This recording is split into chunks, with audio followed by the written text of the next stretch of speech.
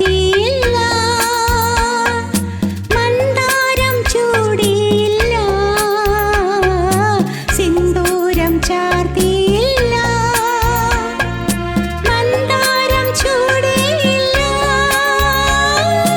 മധുമാസം തീരും മുമ്പേ മലർവാണൻ വന്നു മുന്നിൽ, മാനസമണി വേണുവിൽ ഗാനം പകർന്നു ഭവാൻ, മായാത്ത സ്വപ്നങ്ങളാ മണിമാല ചാർത്തി മനം.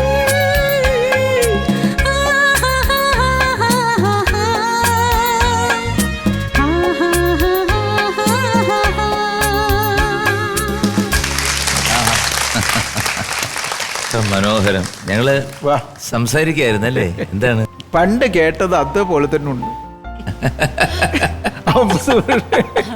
പഴയ ഓർമ്മകളുണ്ടല്ലോ, ആ.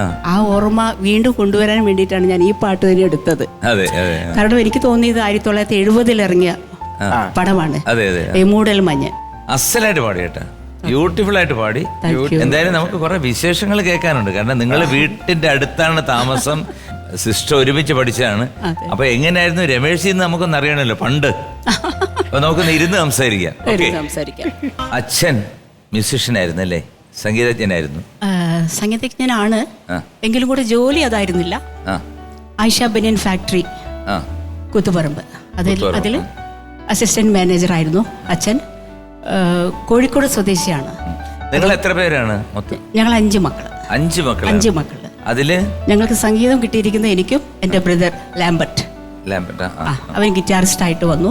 അപ്പൊ അച്ഛനാണ് ശരിക്കും ഞങ്ങൾ വീട്ടിൽ നിന്ന്, ഞങ്ങൾക്കറിയുന്ന പാട്ട് എന്ന് പറഞ്ഞാൽ ഡിവോഷണൽ സോങ്സ്. അച്ഛനൊരു വയലിനിസ്റ്റ് ആയിരുന്നു. കൂടാതെ ഓർഗൻ, വീട്ടിൽ ഓർഗൻ ഉണ്ടായിരുന്നു. ഈ ചർച്ചിലൊക്കെ പ്ലേ ചെയ്യും. ചർച്ചിൽ പ്ലേയുന്ന. അതെ. പക്ഷെ ഇന്നും സംഗീതത്തിൽ നമ്മൾ രണ്ടുപേരും നിൽക്കുന്നുണ്ട്. രമേശ് ജിയുടെ കുടുംബം എല്ലാം സംഗീതം, കർണാടക സംഗീതത്തിന്റെ എല്ലാവർക്കും, മൂത്തച്ചേട്ടൻ, രാധാകൃഷ്ണൻ ചേട്ടൻ, ഇവരെല്ലാം കുടുംബമായിട്ട് ഞങ്ങൾക്ക് ബന്ധമാണ്. അമ്മ, അച്ഛനും ആ അമ്മ. പിന്നെ രമേശ് മാത്രം ഈ ഹിന്ദുസ്ഥാനിലോട്ട് ഞാനങ്ങോട്ട് ഓടിപ്പോയി നോർത്ത് ഇന്ത്യയിലേക്ക് ഒരു ഓട്ടം. പിന്നെ അവിടെ ഹാരിസ് മാസ്റ്റർ ഉണ്ട്, നമ്മുടെ തബല ഹാരിസ് ഭായ് കാരണമാണ് ഞാൻ നോർത്തിൽ പോകാനുള്ള ഒരു കാരണം. പോകാൻ കാരണം. അതെ. ഹാരിസ് ഭായിന്റെ ഗുരു ഞാൻ അവിടുന്ന് പാടുന്ന കേട്ടപ്പോൾ ഈ പയ്യൻ ഈ ലഡ്ക തോടെ ഹിന്ദുസ്ഥാനി സീഖേഗാ തോ തോടെ അച്ഛാ ഗാ സക്താ എന്ന് പറഞ്ഞു അദ്ദേഹത്തിന്റെ ഗുരു ഉസ്താദ് ജി. അപ്പൊ അങ്ങനെ എനിക്കപ്പോ കൊള്ളാമല്ലോ, അങ്ങനെയാണ് ഞാൻ പോണത്. ചെറുപ്പത്തിൽ എങ്ങനെയായിരുന്നു? ഈ അറിയാമല്ലോ, വീട്ടിനടുത്തായതുകൊണ്ട് അറിയാമല്ലോ. ചെറുപ്പത്തിലൊക്കെ നല്ല കുട്ടിയായിരുന്നു, ഒരു പാവം കുട്ടിയായിരുന്നു. എനിക്കിവിടെ ഒരു ഠകോ ഠകോ ഠകോ എന്നൊരു ശബ്ദം ഇങ്ങനെ കേട്ടു.